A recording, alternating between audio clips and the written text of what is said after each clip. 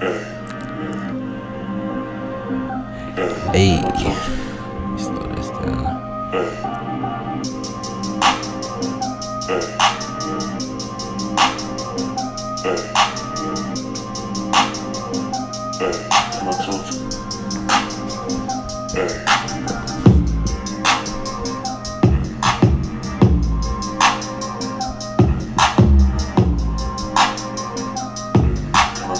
You're now tuned in to another ColeLogic experience. We are book sharing once again. If you read the title, we are back into the Black Man's Guide to Understanding the Blackwoman. And we are in chapter 8, which is about money. How she spends it, earns it, and feels about it. If you appreciate me reading this book aloud on your days, hopefully you're having a good day today, then drop a little something in the cash app. It could be $1. I appreciate it, whatever. Sorry, I just seen a cat walk by. Cash App, $, Cole1212, Venmo at Universe.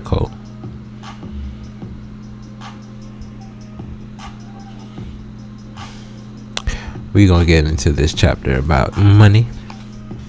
I think it's a short chapter, so let's get into it. As a rule, the black woman cannot be fully trusted in money matters between she and the black man. Somehow, she equates the amount of money a black man makes or spends on her with how much he loves her.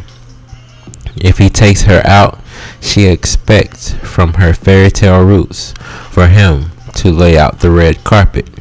She expects to be entertained in the most opulent fashion, ride in the most exclusive vehicle, and be dressed to the hilt. If the black man falters on any of the above, he is considered to be a cheap and classless, and she will make a bad report about him to her friends. Her meal may consist of an most extravagant entree on the menu, and she may not eat a bite of it, but she wants the black man to prove that he will buy it for her anyway. She wants to be wined and dined, wooed and cooed, kissed and missed. Every weekend she has so convinced the black man that money is what impresses her the most that sometimes he too begins to believe that with money he can get her to do anything. So near the end of one of her expensive evenings out, she may drop a little hint to her date that she has no intention of bedding down with him for the night just because he took her out to dinner and spent a huge amount of money on her. If he protests, she becomes indignant and claims that she doesn't understand why he feels like that. If the black woman is married, it is an old adage among black women to advise each other to put something on the side or away for yourself because you never know what's going to happen. This is an old program recommending that a black woman steal a little money a little at a time and put it away for a rainy day. The rainy day is considered to be the day when the black man runs out on her and leaves her broke and alone. Going into a marital or live-in relationship that requires financial disclosure is therefore not a welcome commitment to a black woman because she believes she must maintain some financial security of her own. She hides a little money away, but of course it requires her to lie, steal, and cheat. She may have to skim off the grocery money, the charge accounts, or the utility bills, but she sneaks a few dollars here and there until she has a nice little nest egg. Generally, not enough to do anything big, but enough to perhaps do something special for herself. She repeats this process several times during the relationship and then launches into another lying process to explain where she got the newly purchased item from, or to hide it away completely, wearing it out or using it only when the man is not present. If she is working, she does not like the black man to know exactly how much she actually nets. She cannot let him count my money, so she slides around the topic wherever it comes up and hides her pay stubs. She considers the money as a private matter, not to be overly discussed or shared. As long as she pays her part of the bills or whatever the arrangement, she believes he should mind his own business. Disclosure will prevent her from manipulating the budget. If she doesn't put her money into the home community pot, she often maintains her ownership by referring to her contribution as my money. Any money she earns, she considers her money, but instead of our money. When the black man finds that a black woman has these kind of ideas about money, ideas like the man has to spend some money on her if he wants her to be pleasant and have a good time, or that money is the measure used to determine if she will see him again and for how long. He recognized the root of her idea, which is grounded in being a whore. He may change his format and expect the bounty, which in most cases is sex, which makes him the trick. Plus, no matter how it turns out, she will call her friends and brag the next day about how she made him take her out and spend some money on her, and she didn't go or give anything back in return. She made the rules, and when it's time for her to pay the cost, she reneges.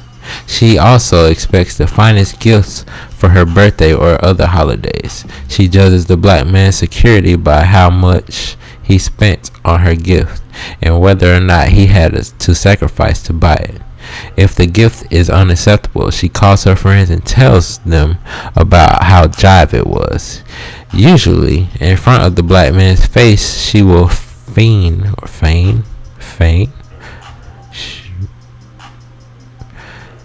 F-E-I-G-N, like rain, feign. She will feign surprise and happiness and pretend to be thrilled with the gift. She will also buy him an expensive gift as a way to set up the scale on what he should buy her when her turn comes around. Excuse me. I'm gonna read that again. She will also buy him expensive gift as a way to set the scale on what he should buy her when her turn comes around. If she is trying to impress him or get him to care more about her, she may purchase expensive gifts for him without his knowledge or request. She may buy him things to gain some leverage in the relationship. To her, gift giving is connected to ownership. She thinks that if she does a lot of nice things for him and spends a lot of money on him, that he will remember her kindness and not do her wrong. This is her own script, and the black man knows nothing about it and is not used as a reason for him to behave one way or another. She rarely gets what she thinks she's paying for, including no refund. If the black man should have occasion to ask the black woman, even his wife, for money, she will agree to make him a loan, and woe to the black man who does not pay the black woman back her money. She will nag and nag, keep score and count of what he owes her until he pays her back. She may keep a tally for a year, compounding interest, reminding him almost daily about his debt to her. She believes that the bottom line of everything is the money. She will buy personal items, usually clothes for herself, and hide them in the backup closet at her mother's house or her girlfriend's house until she sees an opportunity to sneak them in. A few weeks later, she will ease them into her wardrobe, and if her man asks about it, she will make up some story about a sale, or that her girlfriend gave it to her, or her family bought it for her.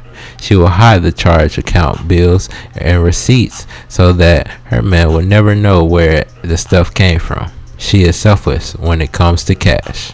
The black woman will spend umpteen dollars on clothes if she is allowed, and beware of the nearly poor black woman who spends a lot of money on clothes or gifts for her man because she may be neglecting her children to do so in hopes of impressing the man with her love and riches. She will also beg for or implore the black man to give her money on clothes or other frivolities. The black man can never be sure that the black woman needs or uses the money the way she claims she does. She hides money and sometimes begs every time she sees her man or any man whom she knows well enough to ask for money. The black man is sometimes better off actually paying the bills, rent, or buying the baby's shoes himself. At least that way he knows that the money is actually going for what she said she needed it for. She is too slick to just take her word. And if the black woman lives with the man or spends the night at his house or spends the night at her house, she is known to sneak and look in his pockets or examine the contents of his wallet. Not always for money, but just to see what he has. If he leaves her alone in his apartment or house, she will look into every drawer and cupboard, checking out every name, address, bill, or scrap of paper. She thinks that black man is holding out on her, so every opportunity she checks him out to see what he has or holds dear. She wants to look into anything that she thinks will help her learn more about the black man, and she wants to find out what makes him tick because she is unable to get the real story because of her sneaky practices. Her whole life evolves around trying to find out about the black man. She is just going about it in the wrong way. When given the opportunity, she might take a few dollars out of his wallet without his knowledge. When asked to contribute or share part of her money, she reserves full cooperation because black women do not think highly of each other when found to be giving money to the black man. This practice is connected to them thinking that if a black man asks a woman for money and she gives it to him, then he is making a fool out of her. Again, money is the measure. Sometimes black women will purposely devise some elaborate scheme to meet a black man who has money, big dough, or connections to other successful people. If the black man has a lot of money and is rumored to spend it, he can just about have any black woman he chooses. If the black woman does not want him, she will consider dating him if he is known to make a lot of money. The financially successful black man can never be ever so nice. The financially successful black man can be ever so nice, but if he is noted for being cheap, many black women will not go out with him. These black men who make or have what is considered big bucks have to be especially careful in their sincerity of black woman he's dating, because if he is not a prime candidate to be ripped off, maybe not viciously, but ripped off just as the same. Many times black men would like to give the black woman money for what she says she wants, but his other experiences have usually shown him that if he does so, she will start acting like a fool and try to take it unfair advantage of him. This knowledge prevents him from sometimes sharing in the way that he would like to. On the other side, if she lives with him, and she will try to keep up with his money as much as possible. She checks his receipts and his credit card records of expenditures, his glove compartment, his desk calendar at work, and peeps into any other place that she thinks might reveal what he is spending his money on. She is never sure if he is spending his money on another woman or not. She also checks to see if she is contributing too much financially to his extended family members, such as his mother, his brother, or his sister. She makes a mental notation if he spends money on his side of the family, and makes sure that soon after she spends some money on her side of the family to keep it equal.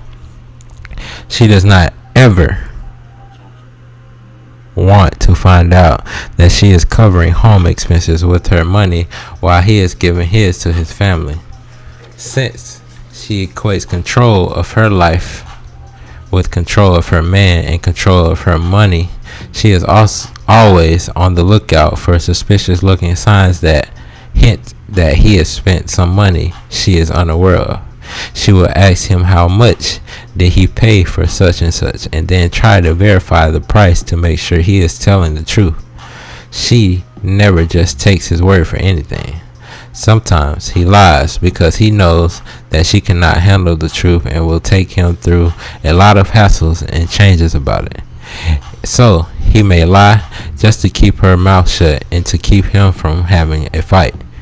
In her psyche, money often is the god of her life, and she monitors it closely. Sometimes before marriage, she will spend money like it's water, and there is no end to its flow. She dresses fabulously, drives a nice car, and has a nice place to live. She has beautiful jewelry, credit cards, and takes luxurious vacations or trips. After marriage, when she can no longer hide the fact that she has been living on the thin line of financial support, she is ready to dump the entire debt load on her new husband. While he was thinking that she had money of her own and is well endowed, she was only gaming him to impress him that she is independently in the black. Because times are so hard and it requires a great deal of money to live comfortable, the black woman sometimes works outside the home. In other cases, she divides her own career goals and works because she enjoys it and has little interest in staying at home and raising a family as a daily responsibility. Many times, the black man, if it were not for the financial strain it would put him under, would rather have his wife in the home and his house taking care of children and caring for him. The black woman thinks that if she is not outside in the world, that she will not know what is going on or what he is doing. Sitting at home in the house is not appealing to her because it keeps her out of the limelight, and she is totally rely on his reports about what's going on in the business and social world. Plus, she wants to have fine clothes and a lot of extras that the black man's salary usually cannot cover. She wants what everyone else has, and since these things cost money, she is willing to work overtime, beg, borrow, steal, and trade her body for money and what money buys. Many of her wants are superficial and have no real value when it comes to being a good wife and mother. Gratefully, there has arisen a few black women who realize that a few dollars or a lot of dollars have little value when compared to certain happiness. Of course, there is another group who insist on paying for dinner or the movie so they can execute what they think is their equality. They also do this to have control of the outing. If she is the one of these types, the proper action for her is to take to the place. If she is one of these types, the proper action for her to take is to place the money in the black man's hands so he can pay the tab personally. He must still stay in charge even if they are whining and dining on her money. Money is not the measure of who has the power in the relationship. The power is distributed according to gender. Due to the black woman not being able to get along with the black man, there are multi-million single parent households today. They are run and operated by black women with children. Unfortunately, many of these women believe that they are getting along better without a man living with them. They are dead wrong. It is not an easy job to haul groceries alone, pump gas, move furniture, handle all her business affairs alone, foot the bill for every item of or activity in the house, watch television alone, passive concerts or affairs because she has no date, defend herself in the house alone, attend PTA meetings alone, travel in the car at night alone, or handle emergency repairs alone. Although she won't admit it, there are many times during her day and night that she longs to be with a man and have one with her to take care of the things. But she weighs that idea against what she thinks has to go through about her money, time, and action. She still concludes that she would rather not have the hassle. She thinks she has more peace without one. She is sad. She is lonely. She needs a man to complete her world. Her big independent front is all a sham. Alrighty. Like I said, that was quick. I finally made the 20 minutes. That was chapter 8. Next chapter we getting into is chapter 9, of course. And that will be about housekeeping. All these chapters are important, but that housekeeping one, that's a big one. I done seen some houses. Just saying. Excuse me. If y'all like and appreciate the reading, I'm gonna get better. That's all I'm gonna say. I'm gonna get better. But with that being said, we out of here. I'll catch y'all again on the ColeLogic experience. Donate if y'all like. Thank you.